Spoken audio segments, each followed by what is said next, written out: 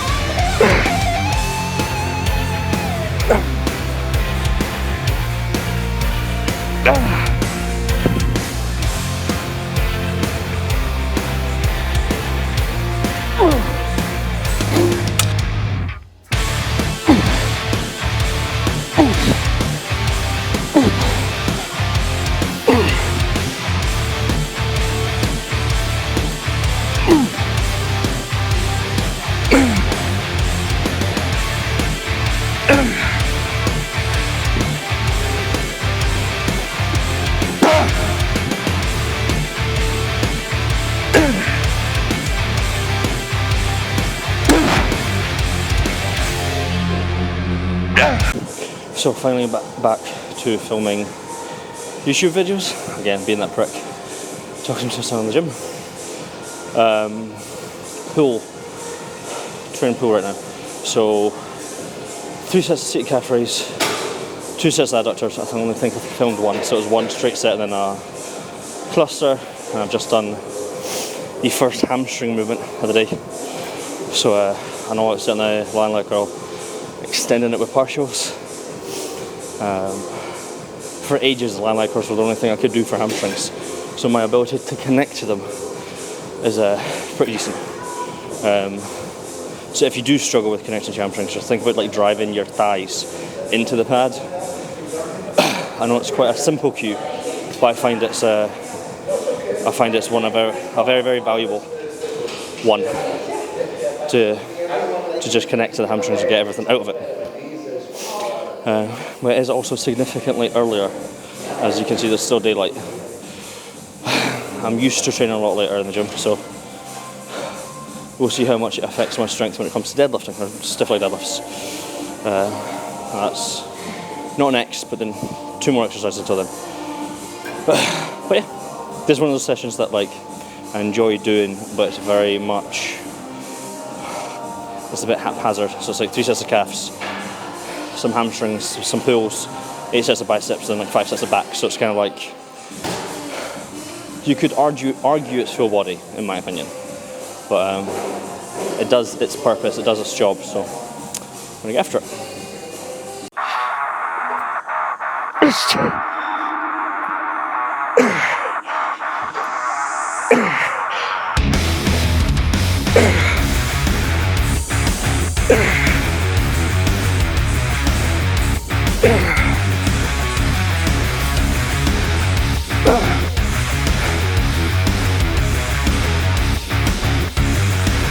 Do you think I'm crazy? I've done all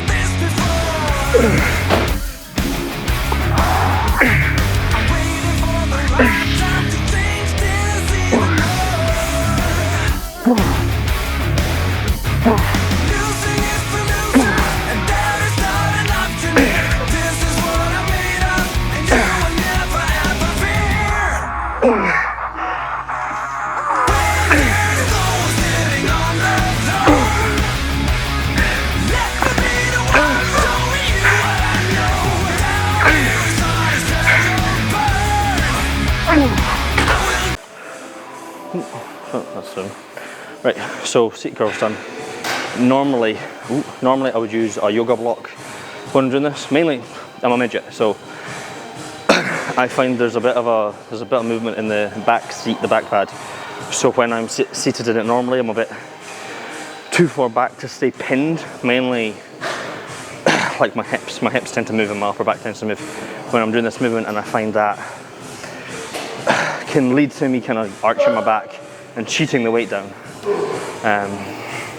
And in the pursuit of being better, I was using the yoga block when I'm doing this for ages, and I've lazily left it in my locker downstairs. I thought it'd be okay, but annoyingly, it affected, not massively, both sets. I took both sets to failure, a set of 8 to 12 and a set of 15. I was about 2 reps short in the high rep set. But I struggle to stay locked in, and in a movement like a seated leg curl or any isolation movement, you want to be as stable as possible so you can just attack the set, and the last thing you want to be doing is worrying about your hips rocking back, is your lower back arching, is your upper back rounding, all these different types of things. But my hamstrings are on fire, so job done. Deadlifts.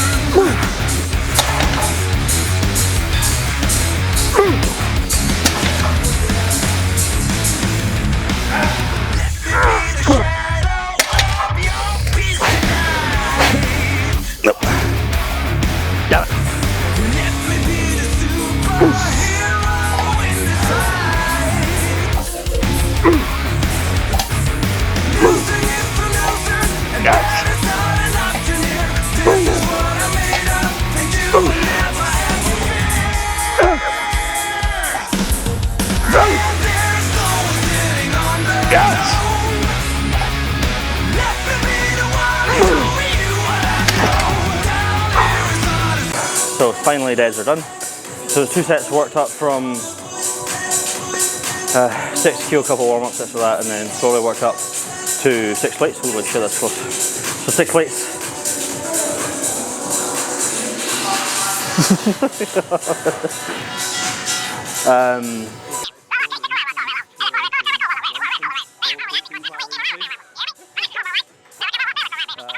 Anyway, so hey. Anyway, so slowly worked up to 260. Annoyingly, only got 3.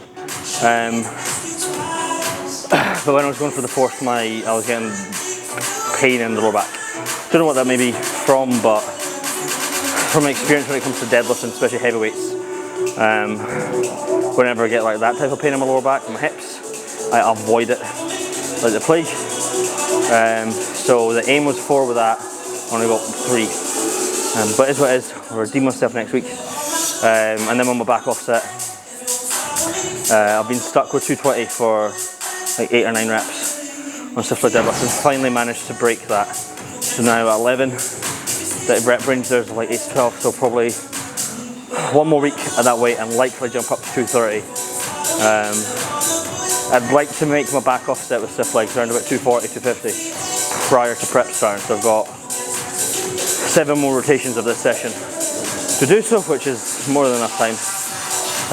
Everything's really starting to click now, but the pulls were good there.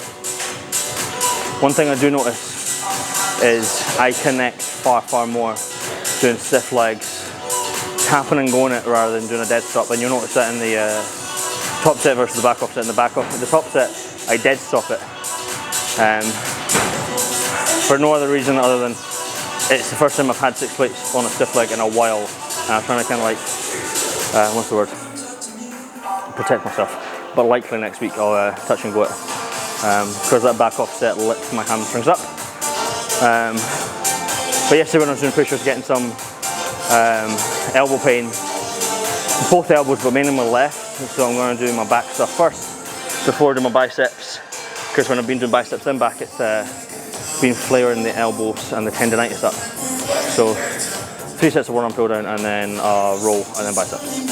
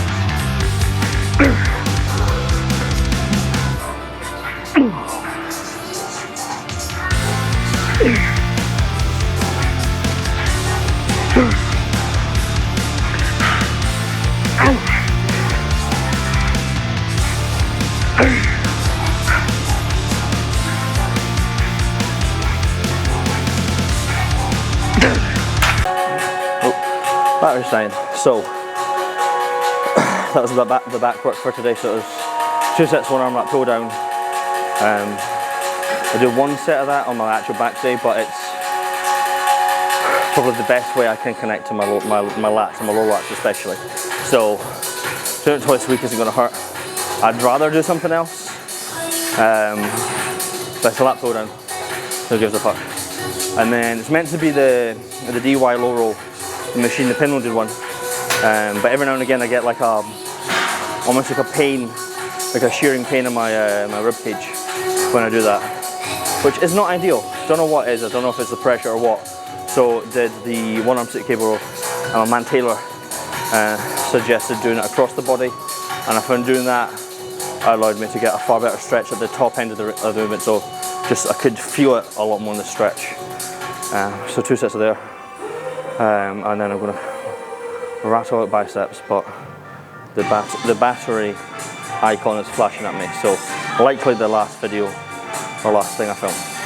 Other than that, solid session.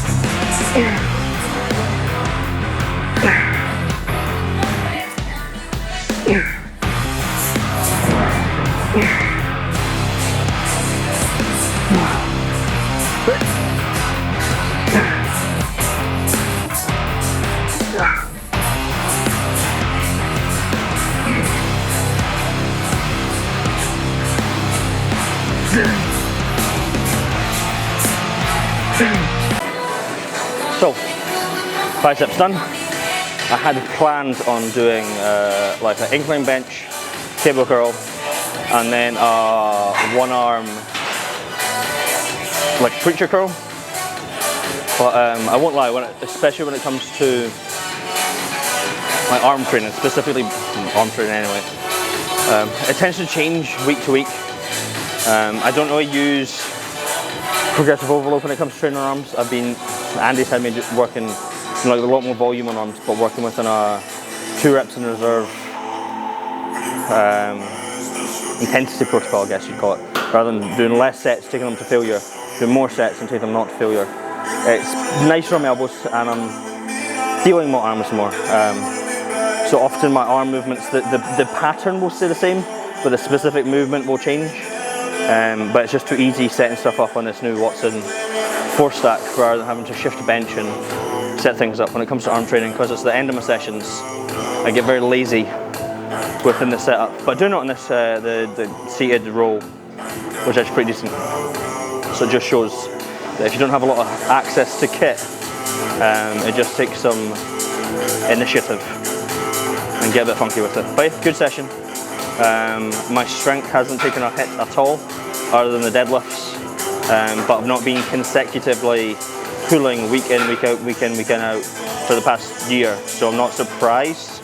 But now that I'm getting back to it, my strength should start peaking up relatively quickly.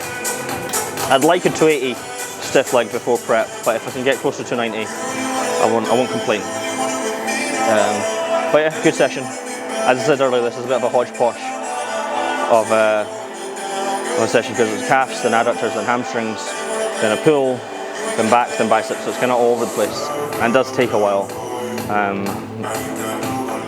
It's probably the one session I don't look forward to every week, but I enjoy stiff legs in it, so it is what it is. Got it done, time to go home, eat, and get some work done.